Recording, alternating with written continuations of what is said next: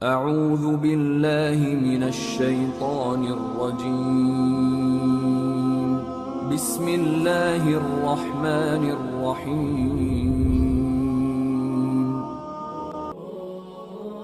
آیا کہ ہمیں جائے نماز کو آگے سے فولڈ کرنا چاہیے یا نہیں کرنا چاہیے؟ کیا شیطان اس پر نماز پڑھتا ہے؟ آپ کو آج اسی حوالے سے میں آپ کو دین کی بات بتاتا ہوں۔ میرے بہنوں، میرے بھائیوں، ایک صاحب عقل اور صاحب شعور انسان کو آخر کیا لگتا ہے کہ اگر جائے نماز کو فولڈ نہ کیا جائے تو کیا شیطان اس پر نماز پڑھ سکتا ہے؟ سب سے پہلے تو یہ سوال آپ اپنی عقل اور دل سے پوچھیں، اور اس کے بعد میں آپ کو بتاتا ہوں کہ دین اسلام 2 یا 3 چیزوں پر مشتمل ہے۔ قرآن کریم جو کہ اللہ تعالیٰ کی کتاب ہے، نمبر 2 رسول اللہ صلی اللہ علیہ وسلم کی حدیث، اور نمبر 3 ان کی سنت، اور اس کے بعد جو بات پیروی آتی ہے وہ صحابہ اکرام کی آتی ہے، اور اس کے بعد اولیاء اللہ کا مقام آتا ہے۔ لیکن جائے نماز کو فولڈ کرنے والی بات کسی نہ ولی سے ثابت ہے، نہ صحابی سے ثابت ہے، نہ رسول اللہ سے ثابت ہے، اور نہ اس کے بعد قرآن سے ثابت ہے۔ کہیں کسی ایک جگہ پر بھی اس کا ذکر نہیں ہے، اور نہ ہی ہمیں تلقین کی گئی ہے، اور نہ ہی رسول اللہ صلی اللہ علیہ وسلم کو اور نہ ہی صحابہ اکرام کو ایسے کرتے دیکھا۔ دین کے اندر آنکھ کھنگال لیجئے، آپ کو کہیں بھی ایسی بات کا ذکر نہیں ملے گا۔ لیکن میری بہنوں، میرے بھائیوں، آخر کیا شیطان جائے نماز پر پڑھ سکتا ہے؟ تو آپ خود اپنی عقل سے پوچھیں کہ اگر شیطان جائے نماز پر نماز پڑھ بھی لیتا ہے، پہلے تو پڑھتا ہی نہیں ہے کیونکہ اس نے ایک سجدے کا انکار کیا تھا۔ اگر فرض کریں مان لی جائے وہ پڑھتا بھی ہے تو نماز پڑھنا کیا بری بات ہے؟ کیا اگر شیطان نماز پڑھ لے تو اس میں کسی کا نقصان ہے؟ کہ اللہ کو برا لگے گا؟ بالکل، نماز پڑھنا ایک نیک کام ہے۔ اگر فرض کیا شیطان، ہم فرض کرتے ہیں کہ اگر وہ نماز پڑھ بھی لیتا ہے تو اس میں کوئی مذائقہ یا ہمیں کوئی بھی اعتراض نہیں ہونا چاہیے۔ نمبر 2، شیطان بالکل نماز نہیں پڑھتا۔ جو مدلل اور صحیح بات ہے وہ یہ کہ شیطان نماز نہیں پڑھتا۔ شیطان جو ہے وہ شروع سے ہی سجدے کا منکر ہے، جس نے حضرت آدم علیہ السلام کو سجدہ نہیں کیا۔ وہ آج اللہ کو کیوں سجدہ کرے گا؟ وہ تو منکر ہو کر کے قیامت تک چلے گا، اور اس کی قسمت کا جو فیصلہ ہے وہ اللہ نے پہلے سے ہی کر دیا ہے۔ یہ توہمات جو باتیں چلتی آتی ہیں نسل در نسل، آگے سے آگے منتقل چلی ہوتی آتی ہیں، یہ بالکل ہمارے ایمان کو کھا جانے والی باتیں ہیں۔ ان باتوں کے اندر وقت کے ساتھ ساتھ مزید خرابی پیدا ہوتی چلی جاتی ہے، اور اس کے بعد یہ عام پریکٹس بن کر ہمارے لیے باعث ہلاکت بھی بن سکتی ہیں۔ جیسا کہ ہم نے عموماً دیکھا ہے کہ اگر کسی علاقے میں الو بولتا ہے تو اس علاقے پر کوئی نہ کوئی آفت آنے والی ہوتی ہے۔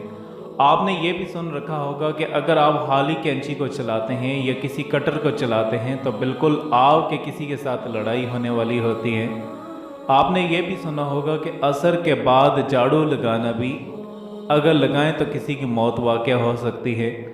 اس مکمل ٹاپک کے اوپر میں نے پہلے بھی آپ کو بتایا تھا۔ آج چونکہ یہ سوال جب ہمارے سامنے آیا تو ہمارا فرض تھا تو میں آپ کو اپنی بات سے آگاہ کرتا اور اس پر تحقیق کر کے آپ تک جامع معلومات پہنچاتے ہیں۔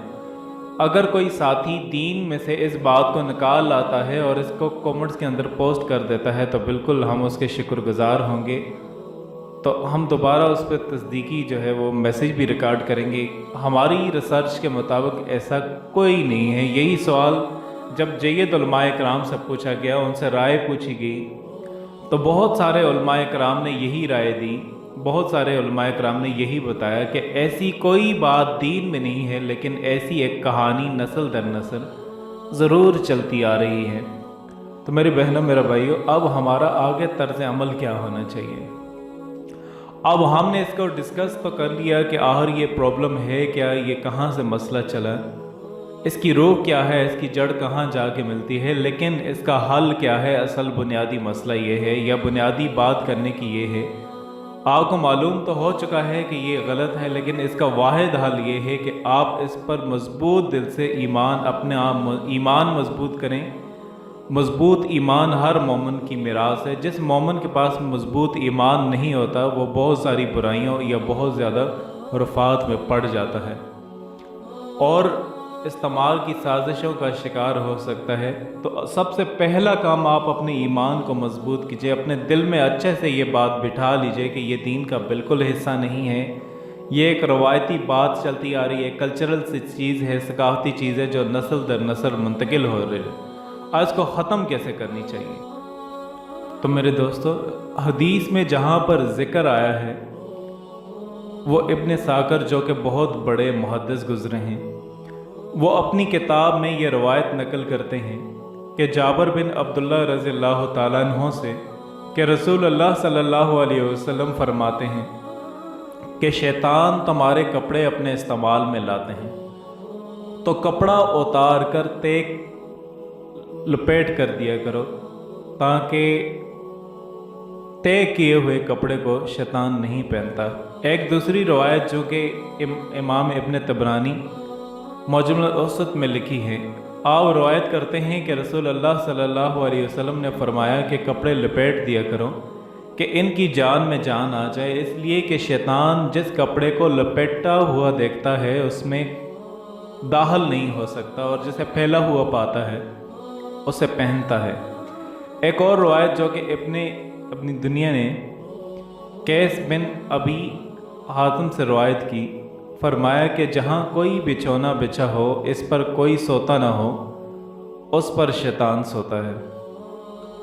ان احادیث سے اس کی اثر یعنی اس پر قیاس کیا جا سکتا ہے کہ پورا کپڑا لپیٹ دینا بہتر ہے، لیکن یہ نظریہ رکھنا کہ شیطان نماز پڑھتا ہے تو یہ غلط ہے، کیونکہ شیطان تو ہمیں پڑھنے سے روکتا ہے، تو یہ نظریہ تو ہم کبھی بھی نہیں رکھ سکتے، لیکن یہ ضرور ہے کہ وہ استعمال کرتا ہے، اور وہ کیسے استعمال کرتا ہے، کن مقاصد کے لیے استعمال کرتا ہے وہ ہم بالکل ایسی چیز جو دین میں نہ ہو اور دین سے منسوب کر دی جائے تو ایک صاحب عقل مومن کا یہ فرض بنتا ہے کہ اس کو دین سے نکال لیں یا اپنے ان لوگوں سے نکالنے کی مکمل جدوجہد کرے، کیونکہ دین ہمارا کسی بھی قسم کی ملاوٹ سے پاک ہونا چاہیے، بالکل خالص دین، کیونکہ اللہ تعالیٰ نے اس دین کو آخری امتوں تک کے لیے، آخری انسان تک کے لیے بنایا ہے، اور اس کو آپ صلی اللہ علیہ وسلم کو مبعوث فرمایا کہ وہ ان آخری انسان تک اس دین کے ذریعے راہ راست پر لے کے آ سکیں۔ تو اس دین میں کسی بھی قسم کی ملاوٹ ہمیں قبول نہیں ہونی چاہیے، کیونکہ بعد میں کوئی پیغمبر نہیں آنے والا، تو ہر مسلمان مرد عورت کا یہ فرض ہے کہ ان چیزوں کی وہ انویسٹیگیشن کریں۔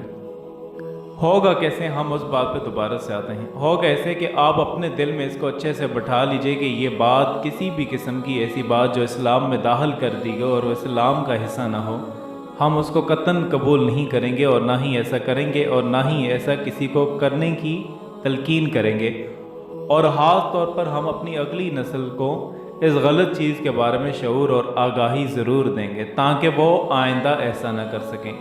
اگر ہم ایسا کر گزریں، کامیابی سے ہر فرد یہ کر گزرے، تو اس بات میں کوئی شک نہیں کہ یہ سلسلہ ہمیشہ کے لیے نہ صرف رک جائے گا بلکہ بہت سارے لوگوں کی اصلاح بھی ہو جائے گی۔ ان چھوٹی چھوٹی باتوں کی وجہ سے بہت بڑے بعض اوقات فتنے پیدا ہو جاتے ہیں، اور وہ فتنے مسلمانوں کے اندر خون ریزی کا باعث بھی بنتے ہیں۔ ماضی کے اندر بے شمار ایسے قصے کہانیاں ہمارے سامنے ہیں، بہت ساری اسلامی سلطنتیں صرف نجومیوں کی پیشن گوئی کے اوپر تباہ ہو گئیں۔ ایک نجومی نے خواب دیکھا، ستاروں کا حال دیکھا، یا کسی بادشاہ کا ہاتھ پڑا اور اس کے چہلوں کو، اس کے حواریوں کو جب بتایا، وہ بات بادشاہ تک پہنچی تو اس بادشاہ نے صرف اس نجومی کی بات کو بنیاد بناتے ہوئے دوسری سلطنت پر حملہ کر دیا۔ بہت سارے انسانوں کی خون ریزی ہوئی اور بہت سارے انسانوں کا خون بلا وجہ ضائع ہوا۔ نہ نجومیوں کی دین میں کوئی جگہ ہے اور نہ ہی نجومیوں پر کوئی یقین کرنے والا مومن ہو سکتا ہے، اور ان توہمات پر یقین کرنا بھی سراسر ایک جہالت ہے اور ہماری جہالت کو ظاہر کرتا ہے۔ اب حدیث میں کہاں پر ایک جگہ ذکر ضرور آیا تھا جہاں پر فولڈ کرنے کے بارے میں بتایا گیا تھا کہ آپ نے کن چیزوں کو فولڈ کرنا ہے۔ Subscribe to our channel by clicking the subscribe button. Click the bell button and enjoy the latest uploads from our تبارك channel. الذي نزل الفرقان على عبده ليكون للعالمين نذيرا